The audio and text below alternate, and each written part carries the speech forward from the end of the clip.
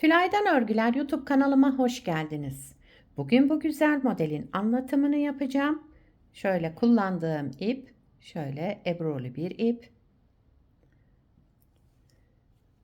Gördüğünüz gibi model gayet güzel ve yapımı kolay. Arka yüzü de bu şekilde. İlmek sayımız 2 ve 2'nin katları artı 1 olarak. En sonuna bir ilmek ekliyoruz. Bu şekilde ayarlanacak. Kullandığım şiş 4 numara.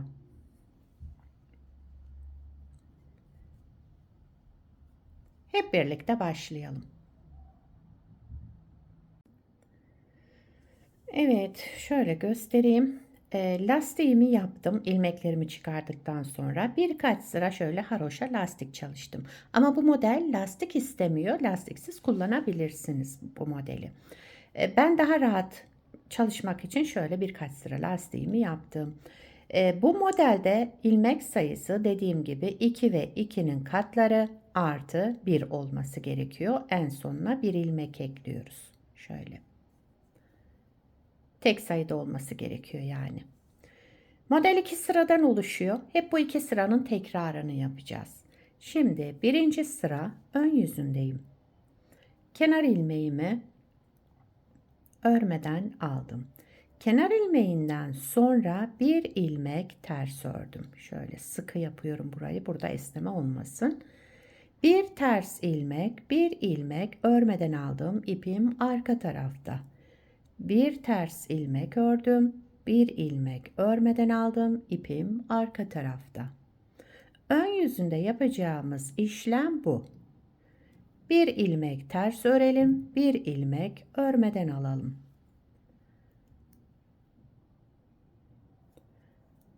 Model oldukça kolay. Şöyle.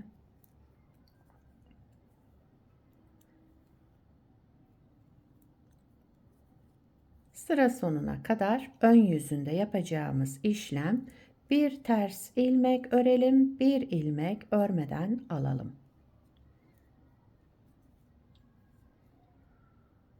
Evet, bir ilmek bakın örmeden aldım. Son kalan ilmeğimi ters ördüm.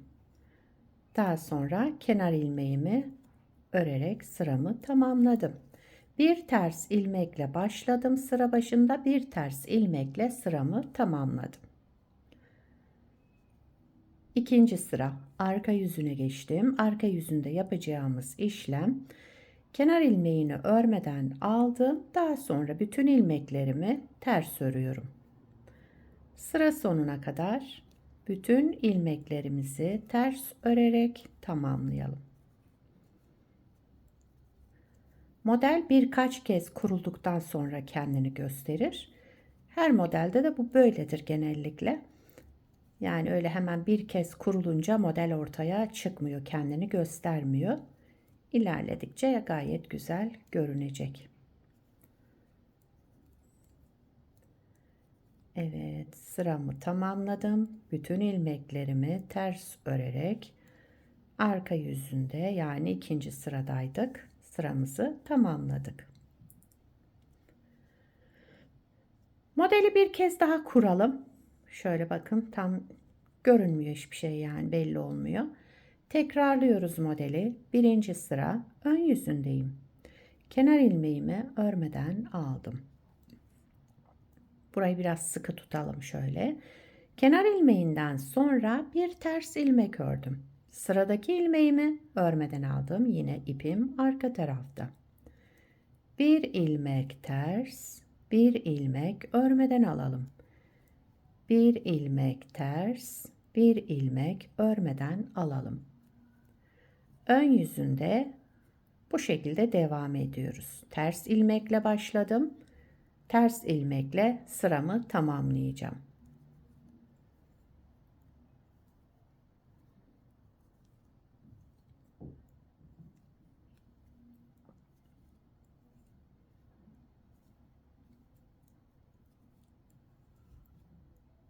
Evet, bir ilmek örmeden aldım. Son kalan ilmeğimi ters ördüm. Daha sonra da kenar ilmeğimi düz örüyorum. İkinci sıra arka yüzüne geçtim. Burada ilmeklerimizin tamamını ters örüyoruz. Kenar ilmeğimi örmeden aldım. Daha sonra bütün ilmeklerimi ters örerek devam ediyorum.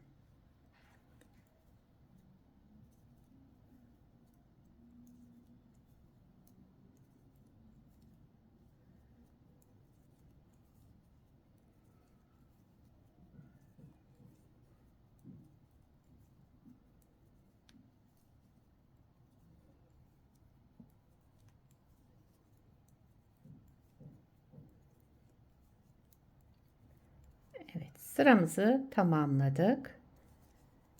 Şöyle. Modeli 2 kez kurdum. Bakın şöyle model böyle devam edecek. İsterseniz birinci sırayı beraber başlayalım tekrar. Tekrar kuruyorum. Birinci sıra ön yüzündeyim. Kenar ilmeğimi şöyle sıkı bir şekilde aldım. Daha sonraki ilmeğimi ters ördüm. Bir ilmek ters. Bir ilmek örmeden aldığım ipim arka tarafta. Bir ilmek ters ördüm. Bir ilmek örmeden aldım.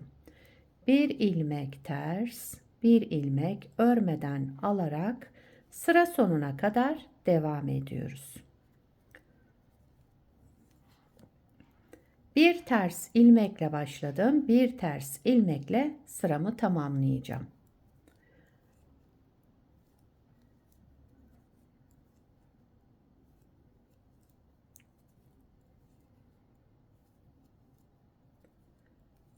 Evet, kenar ilmeğimi de düz örüyorum ben.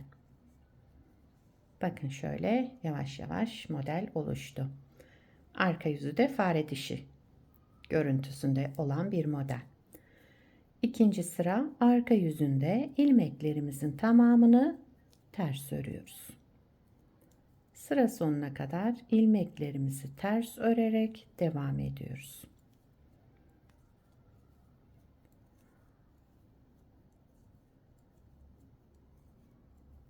Şöyle sıramızı tamamlayalım. Evet, sıramı tamamladım. Modeli 3 kez kurmuş oldum. Şöyle. İsterseniz böyle lastik üzerine, isterseniz lastiksiz kullanabilirsiniz bu modeli. Model zaten kendi lastik görünümlü. Bu modeli lastik olarak da kullanabilirsiniz örgülerinizde. Arka yüzü de daha önce de gösterdiğim gibi şöyle gayet güzel, her iki tarafında kullanılabileceği güzel modellerden. Yetişkin örgülerinde, çocuk örgülerinde hepsinde kullanabilirsiniz. Yelek, hırka, süveter, atkı, bere hepsinde kullanabileceğiniz güzel modellerden. Şöyle bırakayım.